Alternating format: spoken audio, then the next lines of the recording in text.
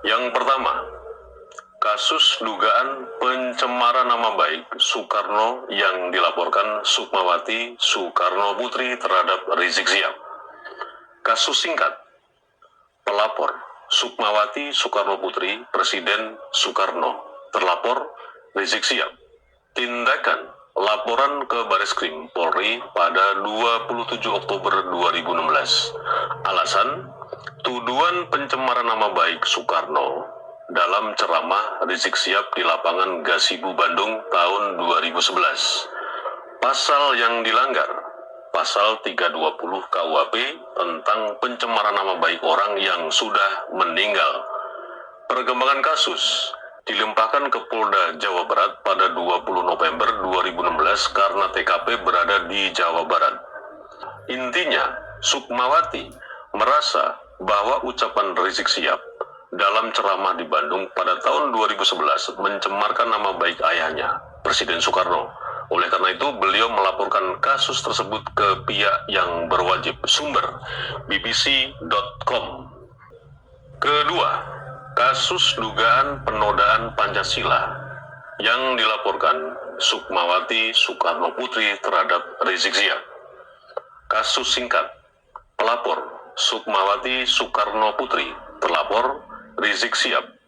Tindakan laporan ke Bareskrim Polri terkait dugaan penodaan Pancasila dan pencemaran nama baik Soekarno.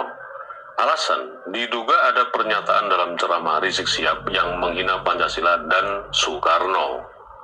Pasal yang dilanggar, Pasal 15.4a KUHP, Pasal 320 KUHP, dan Pasal 57A Junto Pasal 68 Undang-Undang Nomor 24 Tahun 2009. Perkembangan kasus dilimpahkan ke Polda Metro Jaya. Rizik Syihab ditetapkan sebagai tersangka pada 30 Januari 2017. Berkas perkara dilimpahkan ke Kejati Jawa Barat pada 2 Mei 2017. Kejati Jawa Barat masih meneliti berkas perkara dan akan memberikan keputusan pada 3 Mei 2017. Intinya, Sukmawati merasa bahwa ucapan Rizik Syihab dalam ceramahnya menghina Pancasila dan ayahnya, Soekarno. Kasus ini terus berproses dan saat ini sedang dalam tahapan penelitian berkas oleh Kejaksaan Tinggi Jawa Barat. Sumber yang sama, bbc.com. Ketiga, kasus Sampurasun yang melibatkan Rizik Syihab. Kasus singkat, pelapor Aliansi Masyarakat Sunda menggugat dan 15 organisasi lainnya. Terlapor Rizik Syihab.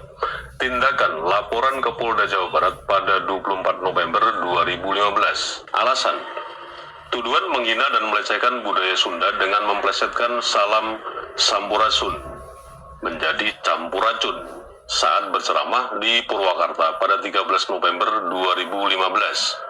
Pasal yang dilanggar diduga melanggar Undang-Undang IT Nomor 11 Tahun 2008. Perkembangan kasus sempat terhenti lebih dari setahun. Polda Jawa Barat kembali menangani kasus atas desakan pelapor. Saat ini masih dalam tahap penyelidikan.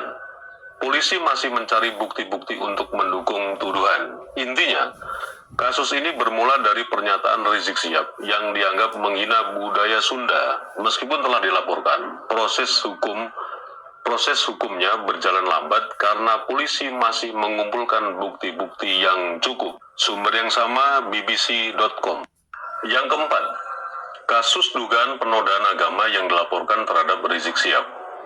Kasus singkat, pelapor Perhimpunan Mahasiswa Katolik Republik Indonesia PMKRI, terlapor Rizik Syihab. Tindakan laporan ke Polda Metro Jaya pada 26 Desember 2016. Alasan, tuduhan penodaan agama dalam ceramah di Pondok Kelapa yang dianggap menyinggung keyakinan umat Kristiani.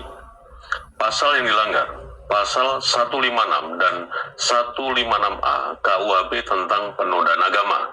Perkembangan kasus, laporan terdaftar dengan nomor LP /6344 Romawi 12/2016/PMJ/Ditreskrimsus.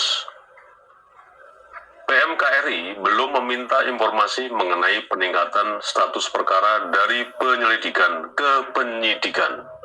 Intinya, PMKRI melaporkan Rizik Syihab karena dianggap telah mengeluarkan pernyataan yang menghina agama Kristen dalam sebuah ceramah. Kasus ini masih dalam tahap penyelidikan oleh pihak kepolisian. Kelima, kasus dugaan penyebaran konten pornografi yang dilaporkan terhadap Rizik Syihab. Kasus singkat, pelapor Aliansi Mahasiswa Anti Pornografi. Terlapor Rizik Syihab. Tindakan laporan ke Polda Metro Jaya pada 30 Januari 2017. Alasan, dugaan penyebaran konten pornografi berupa percakapan seks dengan Firza Hussein. Pasal yang dilanggar, Pasal 4, Ayat 1, Junto, Pasal 29, dan garing atau Pasal 32 Undang-Undang Pornografi, serta Pasal 27 Ayat 1, Junto, Pasal 45 Ayat 1 Undang-Undang IT.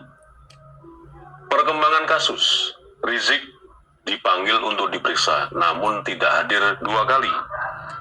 Polisi mengeluarkan surat perintah membawa untuk mencari Rizik Syihab. Intinya, kasus ini bermula dari laporan masyarakat yang merasa bahwa ada konten pornografi yang melibatkan Rizik Syihab. Meskipun telah dipanggil, Rizik Syihab tidak memenuhi panggilan kepolisian, sehingga polisi memutuskan untuk mengeluarkan surat perintah membawa. Keenam, kasus dugaan pelanggaran Undang-Undang IT terkait pernyataan Rizik Syihab tentang logo Palu Arit dalam uang baru. Kasus singkat, pelapor Jaringan Anti Intelektual Muda atau JIMEF dan Solidaritas Merah Putih Solmed. Terlapor Rizik Syihab.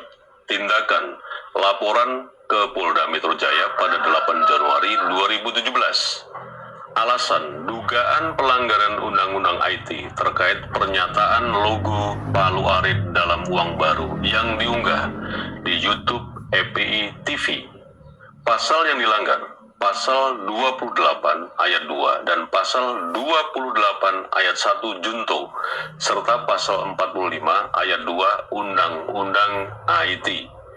Perkembangan kasus naik ke tingkat penyidikan pada 22 Januari 2017. Ketujuh, kasus dugaan penyebaran kebencian yang dilaporkan terhadap Rizik Syihab. Kasus singkat, pelapor Student Peace Institute dan Rumah Pelita Forum Mahasiswa Pemuda Lintas Agama. Terlapor Rizik Syihab. Tindakan laporan ke pihak kepolisian, lokasi tidak disebutkan secara spesifik dalam pertanyaan ini. Alasan, tuduhan penyebaran ujaran kebencian yang mengandung unsur sara, suku, agama, ras, dan antar golongan. Pasal yang dilanggar, Pasal 156 KUHP dan Pasal 28 Ayat 2 Junto, Pasal 45 Ayat 2 Undang-Undang IT. Intinya, kedua lembaga tersebut melaporkan Rizik Syihab karena menganggap pernyataan atau tindakannya telah memicu permusuhan dan kebencian antar kelompok masyarakat berdasarkan perbedaan suku, agama, ras, atau golongan.